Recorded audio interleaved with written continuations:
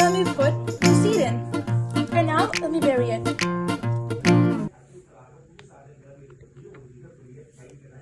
So now this is how it looks at the final result.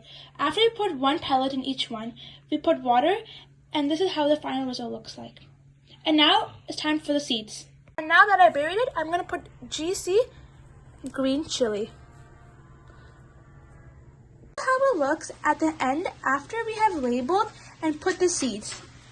So over here we have some green chili, some cucumbers, some bitter gourd, we have some lady's fingers, we also have some basil, some lemon, some broccoli, pumpkins, asparagus, and tomatoes, and much more. So hope you enjoyed. Thank you for watching. Bye, and please make sure to like, share, and subscribe.